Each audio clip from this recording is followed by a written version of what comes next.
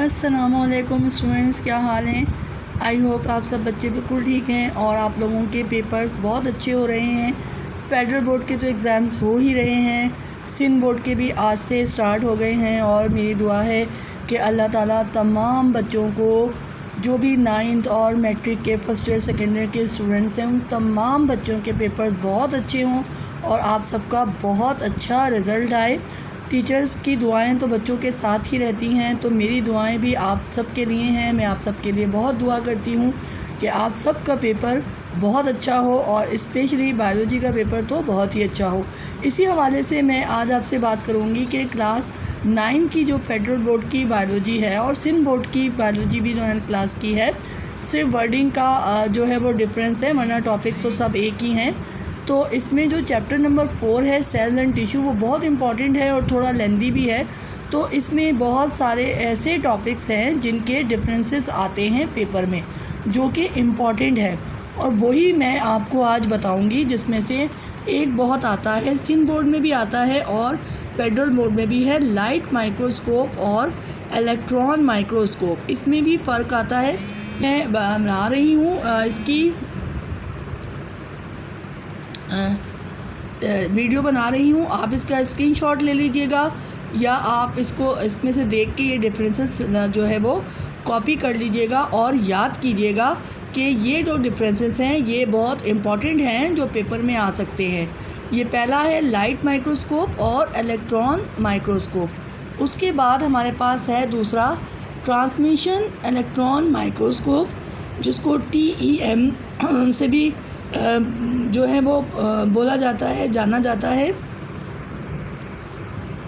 और दूसरा है हमारे पास स्कैनिंग इलेक्ट्रॉन माइक्रोस्कोप, जिसको SEM यानी SEM कहते हैं।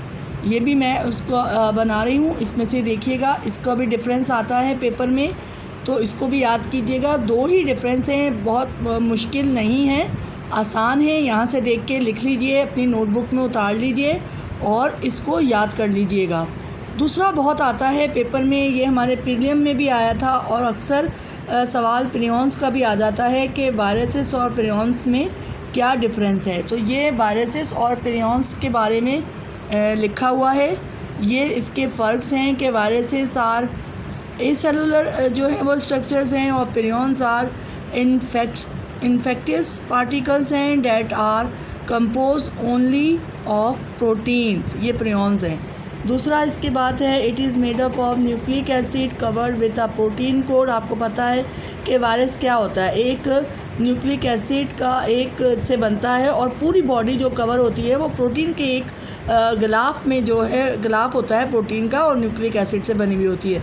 प्रियॉन्स जो हैं वो they contain do not have DNA और RNA, यानी इसमें DNA और RNA नहीं होता, जबकि उसमें न्यूक्लिक एसिड होता है।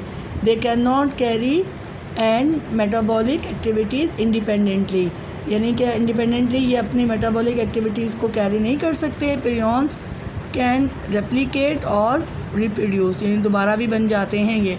तो ये वाले फ़र्क हैं, इसको देखिएगा, ये बड़ा इंपॉर्टेंट है वायरस और प्रियॉन्स का।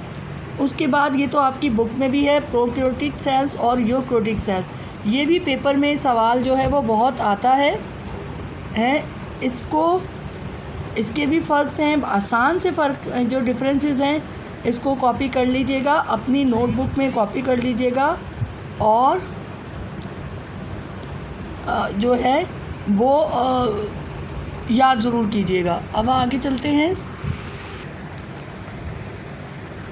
ये उसके डिफरेंसेस हैं जो बाकी हैं। उसके बाद है, ये मैं बना रही हूँ ताकि आपको कॉपी करने में आसानी हो। उसके बाद आते हैं मेरिस्टेमेटिक टिश्यूज़ और परमानेंट टिश्यूज़। ये भी पेपर में बहुत इंपॉर्टेंट होता है। आपको पता होना चाहिए कि मेरिस्टेमेटिक टिश्यूज़ से ही परमानेंट टिश्यू बनते हैं। जब वो डिवाइड होना बंद कर देते हैं टिश्यूज़, तो वो परमानेंट टिश्यूज़ बन जाते हैं, फिर उसकी अपनी अदर टाइप्स होती हैं। तो ये जो है दोनों में डिफरेंस है, ये भी बहुत इम्पॉर्टेंट है, ये भी पेपर में आता है। उसके बाद आता है जाइलम और फ्लोएम। जाइलम और फ्लोएम आप पढ़ते हैं। एक मैं आपको आसान सी टिप और बताती हूँ। आपने जाइलम की प्रॉपर्टीज़ याद की, फ्लोएम की प्रॉपर्टीज़ याद की, जो भी आप कर रहे हैं मैं आपको मिसाल दे रही हूँ कि ज़ाइलम फ्लोएम हमारे सामने है, तो मैं ज़ाइलम फ्लोएम के बारे में बात कर रही हूँ कि आपको जो भी आपने प्रॉपर्टीज़ याद की 2 डिफरेंट टॉपिक्स की, जब डिफरेंस आए या कंपैरिजन आए या मवाजना कहते हैं या फ़र्क कहते हैं उर्दू में, तो आपने कॉलम बनाकर फिर वही डिफरेंसेस जो प्रॉपर्टीज़ आपने याद की हैं वो एक कॉलम में लिख दीजिए और दूसरे कॉलम में लिख दीजिए दूसरे टॉपिक की, तो इस तरह भी ज़्यादा अच्छा असर पड़ता है। उसके बाद हमारे पास है ये पिनोसाइटोसिस और फैगोसाइटोसिस, इसका भी डिफरेंस आता है पेपर में। डिफरेंसेस के सवाल बड़े मज़ेदार से होते हैं, आसान से, ना डायग्राम है ना कुछ है, और नंबर जो है वो पूरे मिल जाते हैं। यहाँ पर देखिए, उसके बाद है एक्सोसाइटोसिस और एंडोसाइटोसिस। ये मैं बना रही हूँ, उतार लीजिएगा इसको। कोशिश कर रही हूँ कि आपको पढ़ने में आसानी हो और आप इसको कॉपी कर लें।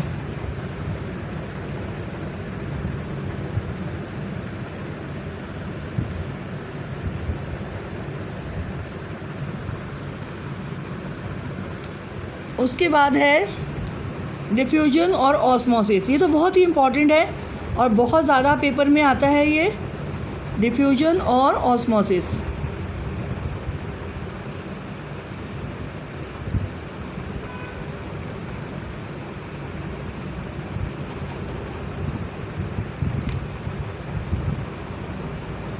उसके बाद है हमारे पास टर्गर प्रेशर और ऑस्मोटिक प्रेशर।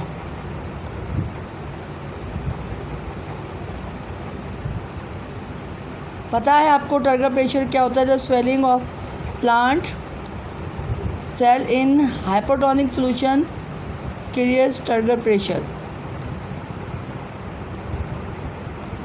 ये इसके डिफरेंसेस हैं।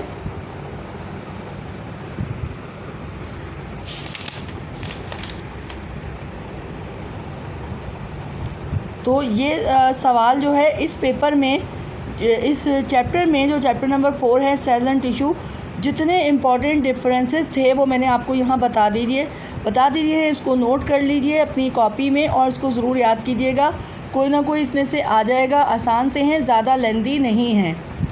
तो ये आज का जो है टॉपिक यहीं पर ही था। अब मैं आपको इम्पोर्टेंस ही बताऊँगी, जो टॉपिक हैं जो पेपर में आ सकते हैं उन्हीं टॉपिक के बारे में बताऊँगी कि वो कौन कौन से क्वेश्चन हो सकते हैं इम्पॉर्टेंट, और कौन से जो है पेपर में आ सकते हैं और कुछ आ चुके हैं वो भी।